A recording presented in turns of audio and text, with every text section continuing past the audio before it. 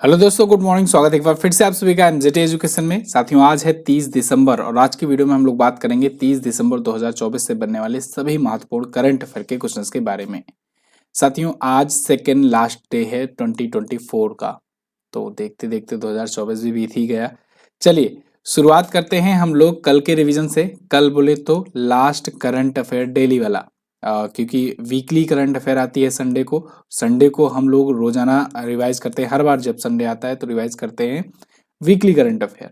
तो इस बार भी हम लोगों ने 23 तारीख से लेकर 29 तारीख तक का रिवीजन किया हुआ है। तो अगर आपने नहीं रिवाइज किया है तो जाकर के उसे जरूर देखा करो।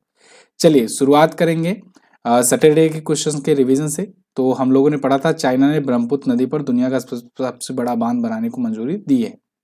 इसके अलावा दिसंबर 2024 में अमेरिका ने 250 वर्षों के बाद बाल्ड ईगल को अपना ऑफिशियल राष्ट्रीय पक्षी घोषित किया है। पीएम मोदी ने स्वामित्व योजना के तहत 50 लाख से ज्यादा स्वामित्व कार्ड जारी किए हैं। और राष्ट्रपति द्रौपदी मुर्मू जी ने कुल 17 बच्चों को राष्ट्रीय बाल पुरस्कार प्रदान किया वीर बाल दिवस के अवसर पर। और आइजाके वैलू एके ये टोंगा के नए प्रधानमंत्री बने हैं। बेंगलुरु में 86वां सीनियर राष्ट्रीय बैडमिंटन चैंपियनशिप आयोजित किया गया। पुरुष एकल जीते रघु और महिला एकल देविका सिहाग। आंध्र प्रदेश राज्य ऊर्जा संरक्षण पुरस्कार में प्रतिष्ठित गोल्ड मेडल का अवार्ड जीता है राष्ट्रीय इस्पात निगम लिमिटेड ने। इसके अलावा भारत के पूर्व प्रधानमंत्री डॉक्टर मनमोहन सिंह जी का निधन हो गया। ये 13वें प्रधानमंत्री थे भारत के और पद्म विभूषण से सम्मानित किए गए थे 1987 में। विकसित पंचायत कर्मयोगी पहल ये केंद्रीय मंत्री डॉक्टर जितेंद्र सिंह जी ने शुरू किया। और उत्तर प्रदेश के सीएम योगी आदित्यनाथ जी ने राजनाथ सिंह जी के साथ मुलाकात करके अटल युवा महाकुंभ की लॉन्चिंग करी लखनऊ में। ठीक है, तो ये टॉप 10 करंट अफेयर के क्वेश्चंस थे सैटरडे से और जिनका आपने रिवीजन किया है। अब आगे बढ़ेंगे हम लोग, लेकिन इसकी क्विज और पीडीएफ चाहिए तो आप एनजीटी ऐप पर जाइए। बिल्कुल फ्री में क्विज और फ्री में पीडीएफ मिलती है, डेली वीकली मंथली सबकी। पहला क्वेश्चन, निम्न में से किस देश ने 18वें सूर्य किरण सैन्य अभ्यास की मेजबानी करी? तो सूर्य किरण ये होता है भारत और नेपाल के बीच में, तो नेपाल में ही आयोजित इस बार किया गया सूर्य किरण। ठीक है ना, इंडियन आर्मी और इंडियन आर्मी की गोरखा राइफल्स ये जा करके नेपाल में ये अभ्यास कर रही है। गोरखा राइफल्स ध्यान रखिएगा, बहुत जरूरी है, क्योंकि पहाड़ी इलाकों में देखो हम लोग नेपाल से क्यों करते हैं अभ्यास, जिससे पहाड़ी इलाकों में एक्सरसाइज हो सके कि किस प्रकार से अपनी सेना वहां पर काम करेगी, कैसे लड़ेगी। तो इसके लिए नेपाल सबसे बेस्ट है। और वहां पर अपनी गोरखा राइफल्स जो है, जिसमें नेपाल के ही बहुत सारे लोग रहते हैं, इसमें गोरखा जो है वो बड़ा अहम भूमिका निभाते हैं, क्योंकि पहाड़ों इलाकों पर इनसे बढ़िया कोई और नहीं लड़ सकता पहाड़ी इलाकों पर। तो फिलहाल सूर्य किरण अभ्यास जो है 18वां संस्करण था और 11वीं गोरखा राइफल्स रेजिमेंट भारत की तरफ से इसमें हिस्सा ली है। 31 दिसंबर से 13 जनवरी तक ये अभ्यास चल रहा है। ठीक है ना, कहाँ पर? सलझंडी नेपाल में। अगला, मेलबर्न क्रिकेट क्लब यानी एमसीसी की घोषणा के अनुसार किस भारतीय क्रिकेटर को उसकी मानद सदस्यता दी गई? तो मेलबर्न क्रिकेट क्लब ने घोषणा किया है कि वो सचिन तेंदुलकर, क्रिकेट के भगवान कहे जाने वाले सचिन तेंदुलकर, इनको ये अपनी मानद सदस्यता देगा एमसीसी का। ठीक है ना, तो यहाँ पर देखिए आर्टिकल भी है, Sachin Tendulkar becomes honorary member of Melbourne cricket club. 24 वर्षों तक का इनका क्रिकेट करियर रहा था सचिन तेंदुलकर जी का। इनको भारत रत्न मिला है 2014 में। इकलौते ये खिलाड़ी हैं ओवरऑल सभी गेम का मिलाकर, इकलौते भारतीय खिलाड़ी हैं जिनको भारत रत्न मिला है। इनको पद्म विभूषण से 2008 में, पद्मश्री से 1998 में और खेल रत्न जो कि अब हो गया है मेजर ध्यानचंद खेल रत्न पुरस्कार, इससे 1997 में सम्मानित किया गया था। इसके अलावा 1994 में ये अर्जुन पुरस्कार से सम्मानित किए गए थे। सचिन तेंदुलकर सबसे ज्यादा रन बनाने का रिकॉर्ड इन्हीं के नाम है, सबसे लंबा क्रिकेट करियर भी इन्हीं का रहा है। अगला, दिसंबर 2024 में किस देश ने काला सागर में तेल रिसाव के कारण संघीय आपातकाल की घोषणा की? तो दोस्तों अभी रूस ने घोषणा की है काला सागर में तेल का रिसाव हो रहा है, इस वजह से वो क्रीमिया क्षेत्र में एक इमरजेंसी की घोषणा कर दिया है। रसिया, देखिए यहाँ पर द हिंदू का आर्टिकल है, Russia says oil spill critical as Crimea declare emergency. तो क्रीमिया क्षेत्र कहाँ पर है, आइए पहले मैं वर्ल्ड मैप में आपको दिखाता हूँ तो आपको थोड़ा सा आइडिया लगेगा। वर्ल्ड मैप में आप देखेंगे तो ये रहा अपना प्यारा भारत, यहाँ से ऊपर रसिया की तरफ आओगे तो ये है रसिया, लेकिन क्रीमिया कहाँ है, क्रीमिया है इधर यूक्रेन के नीचे, ये वाला जो पार्ट है ना यूक्रेन के नीचे वाला, ये है क्रीमिया।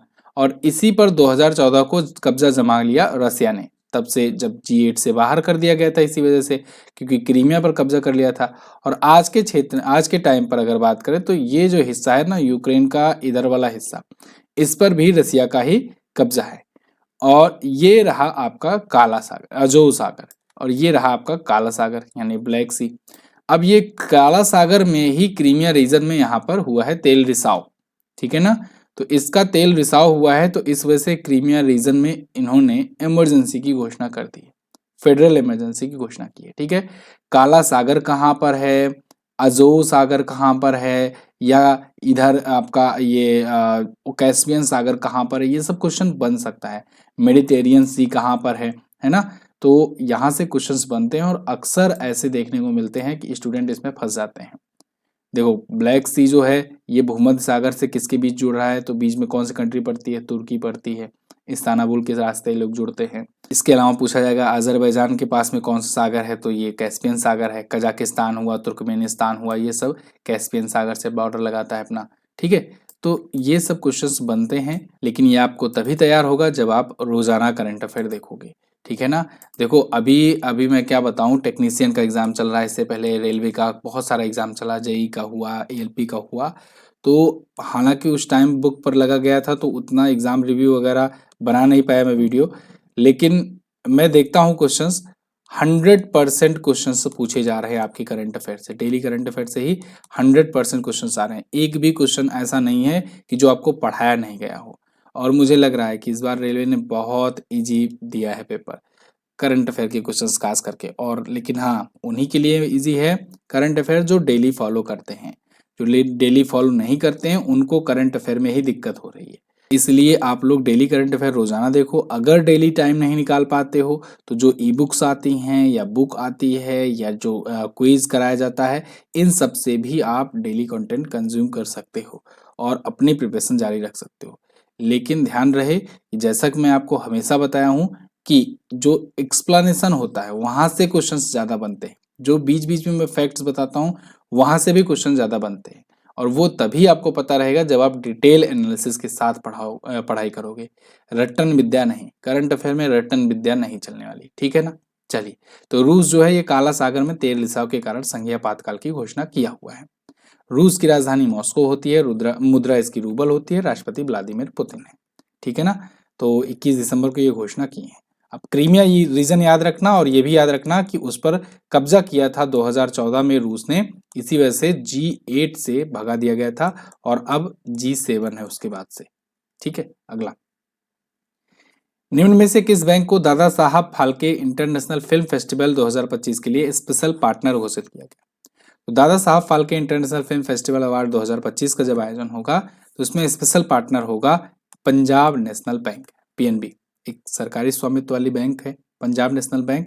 और ये ऑफिशियली अनाउंस किया है कि ये स्पेशल पार्टनर होने वाले हैं Dada Saheb Phalke international film festival award के। देखो हमेशा मैं आपको बताता हूँ दो प्रकार के दादा साहब फाल्के पुरस्कार होते हैं।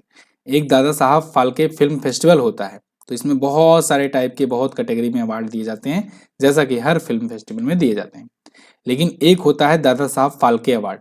तो जो दादा साहब फाल्के अवार्ड होता है वो राष्ट्रीय फिल्म पुरस्कारों के दौरान दिए जाते हैं और वो भारत सरकार के द्वारा दिया जाता है, और इसीलिए वो है सिनेमा के क्षेत्र का भारत का सबसे बड़ा पुरस्कार, ठीक है ना। तो सिनेमा के क्षेत्र का वो दादा साहब फाल्के है, लेकिन ये Dada Saheb Phalke international film festival है, ठीक है, जिसका आयोजन 20 फरवरी को किया जाएगा मुंबई में, और स्पेशल पार्टनर होगा पीएनबी। पीएनबी की स्थापना 1894 में हुई है। ये पूर्णतया भारतीयों द्वारा स्थापित सबसे पहली बैंक है। फिर से बोल रहा हूं, पूर्णतया भारतीयों द्वारा स्थापित भारत की पहली बैंक है पंजाब नेशनल बैंक। नई दिल्ली में हेडक्वार्टर है। अतुल कुमार गोयल इसके एमडी और सीईओ हैं। लाला लाजपत राय जी और दयाल सिंह मजीठिया, इन दोनों ने मिलकर इसकी स्थापना की थी। अगला, हाल ही में किस इंटरनेशनल एयरपोर्ट को सर्वश्रेष्ठ घरेलू हवाई अड्डे का पुरस्कार दिया गया। तो सबसे बेस्ट घरेलू हवाई अड्डा यानी कि डोमेस्टिक एयरपोर्ट का अवार्ड मिला है मनोहर अंतर्राष्ट्रीय हवाई अड्डा या कहें मनोहर पर्रिकर अंतर्राष्ट्रीय एयरपोर्ट को। ये कहाँ पर है? गोवा में है। गोवा के पूर्व सीएम रह चुके हैं मनोहर पर्रिकर जी, आप जानते हो। उन्हीं के नाम पर गोवा इंटरनेशनल एयरपोर्ट का नाम बदल करके मनोहर पर्रिकर इंटरनेशनल एयरपोर्ट किया गया था और अब इसे बेस्ट डोमेस्टिक एयरपोर्ट का अवार्ड दिया गया है। इस रिपोर्ट में बताया गया है कि 1,86,000 से ज्यादा लोगों के बीच में एक सर्वे कराया गया जिसमें सुगमता, सुरक्षा, भोजन खरीदारी, डिजाइन जैसे मानदंडों को देखा गया और उसमें ये टॉप पर रहा है। तो गोवा में ये स्थित है, याद रखना। और ये किसके द्वारा चलाया जाता है? जीएमआर के द्वारा। जीएमआर एक कंपनी है, ठीक है। ये भी ध्यान रखना आपको। क्यों ध्यान रखना है? देखो एक्चुअली में क्या है ना कि अडानी ग्रुप जो है ये कई एयरपोर्ट को ऑपरेट कर रहा है आज के टाइम पर। जैसे आपका बेंगलुरु एयरपोर्ट हो गया, लखनऊ एयरपोर्ट हो गया, इन सबको अडानी चला रहा है। जीएमआर जो है कुछ एयरपोर्ट चला रहा है, दिल्ली एयरपोर्ट हुआ, गोवा इंटरनेशनल एयरपोर्ट हुआ, ये जीएमआर ग्रुप के द्वारा चलाया जा रहा है, ठीक है ना। इसके सीईओ हैं आरवी शेषन। अगला, विश्व मुक्केबाजी संघ ने एक नई एशियाई संस्था बनाई जिसमें किस भारतीय को सदस्य के रूप में शामिल किया गया? तो दोस्तों विश्व मुक्केबाजी संघ ने एशिया के लिए अपनी एक नई बॉडी बनाई हुई है, एशिया मुक्केबाजी। तो एशियन मुक्केबाजी के सदस्य बनाए गए अजय सिंह। अजय सिंह कौन है? अजय सिंह ये बॉक्सिंग फेडरेशन ऑफ इंडिया के अध्यक्ष हैं, बीएफआई के अध्यक्ष हैं। तो इनको वहां पर सदस्यता मिली हुई है। ये आपको दिख रहे हैं अजय सिंह। तो ये एएनआई का आर्टिकल है आपका। World boxing forms new Asian body, India take centre stage with Ajay Singh named board member. ये बोर्ड मेंबर बनाए गए, इसके अलावा 6 और भारतीय बोर्ड मेंबर हैं इसमें और इसीलिए इंडिया को सेंटर पर रखा गया है यहाँ पर, ठीक है ना। तो अजय सिंह इसमें सदस्य होंगे जो कि भारतीय मुक्केबाजी संघ के अध्यक्ष हैं। अच्छा, एक और अपडेट है। लवलीना बोरगोहेन जो कि भारतीय ओलंपिक खिलाड़ी हैं जिन्होंने टोक्यो ओलंपिक में जीता था भारत के लिए ब्रॉन्ज मेडल, तो ये विश्व मुक्केबाजी के एथलीट आयोग में शामिल की गई हैं। तो ये भी अपडेट और ये भी अपडेट, दोनों क्वेश्चन आप ध्यान से रखिएगा याद। अगला, दिसंबर 2024 में किसको राष्ट्रीय परीक्षण और प्रमाणन प्रयोगशालाओं के लिए राष्ट्रीय प्रत्यायन बोर्ड का अध्यक्ष नियुक्त किया गया? तो राष्ट्रीय प्रत्यायन बोर्ड यानी कि टेस्टिंग सर्टिफिकेशन लेबोरेटरीज के नए अध्यक्ष होंगे डॉक्टर संदीप शाह। यहाँ पर आप पीआईबी का आर्टिकल देख पाएंगे, प्रेस इंफॉर्मेशन ब्यूरो का, कि डॉक्टर संदीप शाह जो है ये अपॉइंट किए गए हैं चेयरपर्सन ऑफ NABL QCI, यानी कि NABL का मतलब यहाँ पर देख लो आप, national accreditation board for testing and calibration laboratories, और ये कॉन्स्टिट्यूएंट बोर्ड है of the quality council of India यानी QCI का, ठीक है।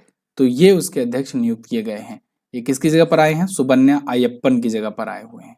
अच्छा, किताब दोस्तों आप कल से ऑर्डर कर पाएंगे। इसके पीछे कारण ये है कि थोड़ा सा 2 दिन का डिले हो गया दिल्ली में बारिश की वजह से। दिल्ली से किताबें छप रही हैं, बारिश की वजह से दिक्कत ये हो गई कि बाइंडिंग के बाद उसको थोड़ा सूखने के लिए रखना पड़ता है और जिससे वो चिपक जाए अच्छे से, लेकिन वो हो नहीं पाया बारिश की वजह से। तो इस वजह से थोड़ा सा समय मांगा गया है उनके द्वारा। तो हमने कहा चलो ठीक है, एक दिन और रुक जाते हैं। तो अब कल से आप ऑर्डर कर पाओगे इसको और उसके बाद से फिर आपके पास प्लेस होगी ऑर्डर्स, ठीक है ना। तो थोड़ा सा और रुकिए, मुझे भी बहुत ज़्यादा इंतजार है और आप लोग भी एक्साइटेड हैं, मुझे पता है। आप इसके बाद ऑर्डर कर पाएंगे अमेजोन और फ्लिपकार्ट से, ठीक है ना। बुक 2024-25 की अपडेटेड बिल्कुल। चलिए, हाल ही में किस कंपनी ने भारत का सबसे बड़ा और सबसे उन्नत क्रॉलर डोजर लॉन्च किया? तो भारत का सबसे बड़ा और सबसे उन्नत क्रॉलर डोजर लॉन्च किया है BEML ने। BEML देखिए यहाँ पर इन्होंने लॉन्च किया इंडिया का largest and most advance BD4752 dozer. ये इसका नाम है, बेसिकली ये मॉडल नेम कह सकते हैं आप, BD4752। तो ये भारत का सबसे बड़ा और सबसे उन्नत क्रॉलर डोजर है। क्रॉलर डोजर क्या होता है? ये गोल्ड फील्ड सुविधा में इन हाउस डिजाइन किया गया है, खनन कार्यों में काम आता है, ठीक है ना। तो 100 टन का ये डोजर देश का अब तक का सबसे बड़ा, तकनीकी रूप से सबसे उन्नत है ये। BEML मतलब भारत अर्थ मूवर्स लिमिटेड, जो इसकी निर्माता कंपनी है जिसने इसे बनाया हुआ है, ठीक है। अगला, किसके द्वारा भारत का पहला स्नातक माइनर कार्यक्रम क्वांटम टेक्नोलॉजीज लॉन्च किया गया? तो इसको AICTE और NQM दोनों ने मिलकर के लॉन्च किया है। भारत का पहला स्नातक माइनर कार्यक्रम क्वांटम टेक्नोलॉजीज। देखिए यहाँ पर article, AICTE department of science and technology launch quantum technology UG course. तो यानी कि यूजी कोर्स में ये पढ़ाया जाएगा और एक माइनर सिलेबस के रूप में ये पढ़ाया जाएगा और इसको AICTE की मान्यता मिल गई है। AICTE बोले तो all India council for technical education, तो उसके द्वारा ये मान्यता मिल गई है। तो इंजीनियरिंग के छात्र तीसरे सेमेस्टर में ये माइनर कार्यक्रम के तहत इसको पढ़ेंगे। क्वांटम टेक्नोलॉजी, क्योंकि आप देख रहे हो आजकल बढ़ता चला जा रहा है, तो क्वांटम कम्युनिकेशन, क्वांटम कम्युनिकेशन और क्वांटम सेंसिंग, क्वांटम मटेरियल्स, इन सब के प्रमुख क्षेत्र होंगे जिनको पढ़ाया जाएगा। कहाँ पर? IITs में, IIITs में, NITs में। अगला, हाल ही में सुजुकी मोटर कॉर्पोरेशन के पूर्व अध्यक्ष ओसामू सुजुकी का निधन हो गया। इन्हें किस पद्म पुरस्कार से सम्मानित किया गया था? तो ओसामू सुजुकी ये सुजुकी मोटर कॉर्पोरेशन के पूर्व अध्यक्ष थे। काफी लंबे समय तक ये अध्यक्ष रहे। नहीं, फाउंडर नहीं थे ये, इनके नाम पर ये सुजुकी की स्थापना नहीं पड़ी थी। ये एक्चुअली में दामाद जी थे, है ना। सुजुकी थे जिन्होंने स्थापना की थी, उनकी बेटी से इनका विवाह हो गया था, तो इन्होंने सरनेम ले लिया। अमूमन शादी के बाद लड़के का सरनेम लड़कियां पाती हैं, लेकिन ये लड़की का सरनेम ले लिए थे और फिलहाल फिर अध्यक्ष भी बने, लंबे समय तक अध्यक्ष रहे और भारत में इनको पद्म भूषण से सम्मानित किया गया। क्यों भारत में? क्योंकि देखो, जो सुजुकी कंपनी है ना, इसने भारत में भी बहुत बढ़िया व्यापार किया है। व्यापार किया और इंडिया में कार की मार्केट को बूम दिया। इनकी अध्यक्षता में सुजुकी कंपनी जो है वो काफी ज्यादा ग्रो की हुई है, तो इस वजह से इनको कंट्रीब्यूशन के लिए इनके सम्मानित किया गया था। 2007 में भारत सरकार ने पद्म भूषण से सम्मानित किया था। तो ये 40 से अधिक वर्षों तक इन्होंने चलाया उसको और 2021 में ये रिटायर हुए 91 वर्ष की उम्र में, 91 साल की उम्र में रिटायरमेंट लिए। सोचो, 2000 में ये चेयरमैन तक पद पहुंचे और 1978 में अध्यक्ष चुने गए थे। तो इनका निधन हो गया है, ठीक है। अब ऐसे पिछले दिनों में कुछ और भी ऑब्ituaries हुई हैं, उनको रिवाइज करेंगे। डॉक्टर मनमोहन सिंह जी भारत के पूर्व प्रधानमंत्री थे। श्याम बेनेगल जी फिल्म निर्माता थे। ओम प्रकाश चौटाला हरियाणा के पूर्व CM थे और उस्ताद जाकिर हुसैन विश्वविख्यात तबला वादक थे। गुजराती सुगम संगीत के प्रतिष्ठित व्यक्ति थे। जॉन टिसनवुड विश्व के सबसे बुजुर्ग व्यक्ति थे। वरदारा कमलाकर राव मृदंगम विद्वान थी। पंडित राम नारायण जी सारंगी वादक थे। शारदा सिन्हा लोक गायिका थी। श्री कनक राजू गुसाडी लोक नर्तक थे। ठीक, तो ये थे साथियों आज के दिन के टॉप 10 करंट अफेयर के क्वेश्चंस। आई होप आपको वीडियो पसंद आई होगी। अगर पसंद आई है तो इसे लाइक शेयर जरूर कीजिएगा। मैंने पूछा था लास्ट डे आपसे क्वेश्चन कि उत्तराखंड हाईकोर्ट के नए चीफ जस्टिस कौन है, तो वो नरेंद्र जी बनाए गए हैं। और एशियाई युवा और जूनियर भारोत्तोलन चैंपियनशिप कहाँ आयोजित की गई, तो दोहा कतर में आयोजित हुई। आज आपको क्या बताना है? आज बताना है सियांग और दिहांग नदी लोहित और दिव्यांग या सिकियांग नदियों के साथ विलय के बाद ब्रह्मपुत्र नदी बनती है। कहाँ पर यह विलय होता है, बताइए कमेंट करके। पूर्व प्रधानमंत्री स्वर्गीय मनमोहन सिंह जी किस वर्ष भारत के वित्त मंत्री के रूप में नियुक्त किए गए थे? अच्छा क्वेश्चन है, कमेंट करके बताइएगा। थैंक यू सो मच यहाँ तक वीडियो देखने के लिए और इंतजार कीजिए, किताब आने वाली है जस्ट, अब और ज्यादा आपको इंतजार नहीं करना होगा। थैंक यू सो मच, मिलेंगे अगली वीडियो में, तब तक के लिए नमस्कार, जय हिंद, वंदे मातरम।